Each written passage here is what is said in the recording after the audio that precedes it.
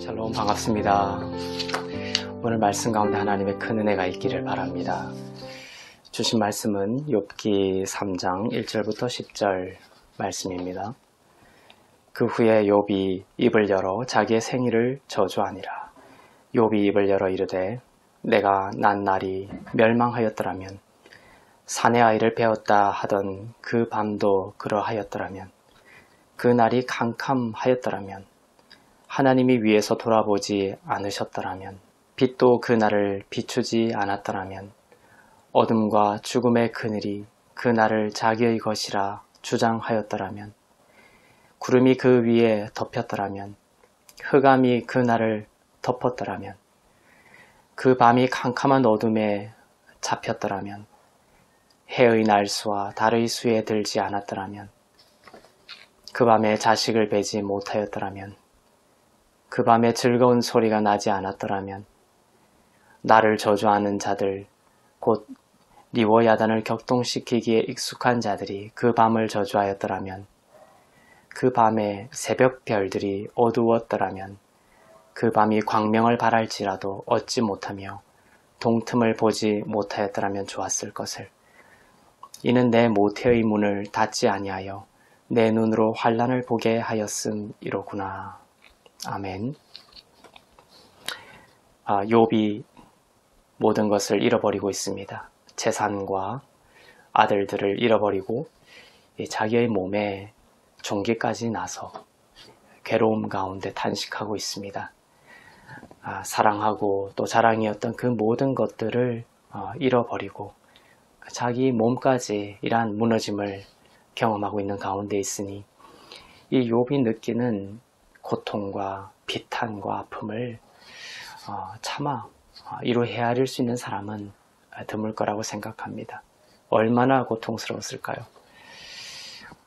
얼마나 고통스러웠는지 오늘 욥은 자기의 생일을 저주하면서 자기가 태어나지 않았더라면 좋았을 것을, 태어나지 않았더라면 이러한 비극을 자기 눈으로 보지 않았을 텐데, 이렇게 울부짖고 있습니다. 욥은 재산을 잃었을 때에도, 또 아들들을 잃었을 때에도 그 입술로 하나님을 저주하지는 않았습니다. 그러나 오늘 이렇게 자신의 생일을 저주하고 또 자기가 태아로 있을 때의 모태가 차라리 열리지 않고 다쳤더라면 좋았을 텐데 하며 그 출생을 저주하고 있는 것은 실질적으로는 하나님을 저주하고 원망하는 것과 다름없다라고 말할 수가 있겠죠. 욥은 무엇인가를 고집스럽게 지켜갑니다. 아무리 그래도 입술로는 하나님을 저주하지 않는 자신의 모습을 보여가면서 고집스럽게 지켜가려고 하는 것은 바로 자기의 의입니다. 자기는 절대로 무죄하다라는 것입니다. 비록 내 생일은 저주할지라도 하나님은 저주하지 않겠다라는 것입니다. 그래서 자기는 의롭다라는 것이죠. 욥기는 그래서 전체적으로는 복음의 메시지가 깊게 흐르고 있습니다.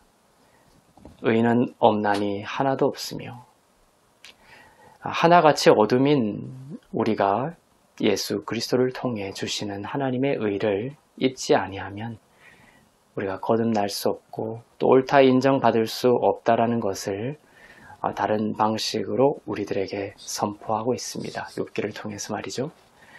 우리들은 세상에서 가장 이타적인 그러한 사람이면서도 사실은 그것을 하나님께 영수증으로 내밀려고 하는 가장 교만한 사람일 수 있습니다. 우리들은 어떠한 상황에서도 하나님을 저주하지 않고 율법을 지키는 것을 의의 영수증으로 내밀려는 가장 교만한 사람일 수가 있다는 것이죠. 그래서 욥기는 참 그 내면을 읽기 어려운 책이면서도 우리 인간의 그 깊은 곳에 번뜩이는 중무장한 자기의의 실체를 보여주고 있는 귀한 책이기도 합니다. 욥기는 우리들의 항복을 요구합니다. 나는 그 모든 것으로 하나님을 저주해온 불가능한 자임을 알고 주여 오시옵소서. 예수님의 십자가 공로만 의지합니다. 나의 의를 내려놓습니다. 라는 그 항복을 요청하고 있는 것이죠. 베드로는 축복을 받았습니다. 결국에는. 베드로의 축복은 무엇입니까? 예수님을 3번 부인하고 저주까지 합니다. 부인하고 저주한 것이 바람직하다라는 것을 말하고 있는 것은 아닙니다.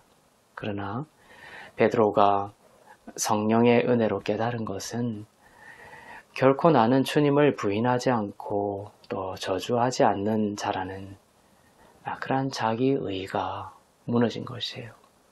인간의 깊은 실체를 본 것입니다. 남을 판단할 것도 없이 나의 그 깊은 내면에 그 교만한 자기의를 본 것입니다. 그리고 십자가의 의미를 이해하게 된 것입니다. 예수님이 나를 대신하실 수밖에 없었던 그 이유와 그 크신 사랑과 용서를 이해하게 된 것입니다. 바울도 마찬가지입니다. 자기는 모든 율법을 다 지킨다라고 자부하던 사람입니다. 타인도 바울을 그렇게 평가했었죠. 자기의의 최고봉을 살았던 사람입니다. 그러나 다메섹에서 영광의 주님의 그 빛을 만나고 꼬꾸라집니다.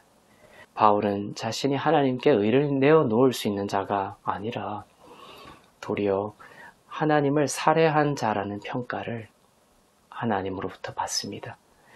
바울은 죄인 중에 괴수라는 고백으로 의인은 없나니 하나도 없다라는 그 고백으로 자기의 의를 내려놓고 겸손히 하나님이 주시는 의를 믿음으로 받아들입니다. 그 은혜가 없이는 안됨을 고백합니다. 그리고 자기의 그 정체성을 은혜 받은 자로 규정합니다. 그리고 그렇게 살아갑니다. 그런 바울의 고백은 욥의 고백과 다른 그리스도의 향기가 나오는 삶으로 피어납니다. 욥은 자기의 생애를 저주하고 모태에서부터 저주받은 자신의 인생이라고 절망했지만 바울은 하나님의 은혜를 알고서 새로운 시각과 믿음으로 자기의 삶을 해석하고 받아들이며 생명 가운데 살아가게 되죠. 갈라디아서 1장 15절에서 16절까지 바울의 고백을 보겠습니다. 그러나 내 어머니의 태로부터 나를 택정하시고 그의 은혜로 나를 부르시니가 그의 아들을 이방에 전하기 위하여 그를 내 속에서 나타내시기를 기뻐하셨을 때에 내가 곧 혈육과 의논하지 아니하고. 어떻습니까? 우리가 욥기를 읽으며 우리의 처음 자리를 깊이 알고 십자가의 은혜를 알게 된다면 우리의 고백도 바울의 고백과 같은 은혜의 고백이 될 것입니다. 모든 것이 나의 태중부터가 은혜이고 내가 그분의 은혜와 의로 인하여 축복의 인생이 되었음을 믿게 될 것입니다. 예수가 없다면 우리는 모태부터 저주받은 인생이 맞습니다. 그러나 예수를 그리스도로 믿고 거듭난 자는 오늘 바울의 고백처럼 모태에서부터 하나님께서 우리를 보시고 택정하시고 그 택정함을 입은 자이며 바로 은혜로 부르심을 입은 자라는 것을 우리는 깨닫게 되죠. 은혜 받은 성도는 욥기와 같은 그러한 사단의 공격을 당하지 아니하고 하나님께서 천군 천사를 보내시고 의로운 손으로 붙드셔서 행하는 그 모든 길에서 지키시고 형통하게 하실 것입니다. 시편 1편 3절 말씀으로 그리스도의 은혜를 사모하는 바로 은혜 받은 여러분을 주의 말씀으로 축복하기를 원합니다. 그는 시냇가에 심은 나무가 철을 따라 열매를 맺으며 그 잎사귀가 마르지 아니함 같으니 그가 하는 모든 일이 다 형통하리로다. 이 은혜 받은 자의 축복이 여러분의 삶 가운데 충만하기를 바랍니다. 기도하겠습니다. 사랑의 하나님 아버지, 우리의 의는 무익합니다.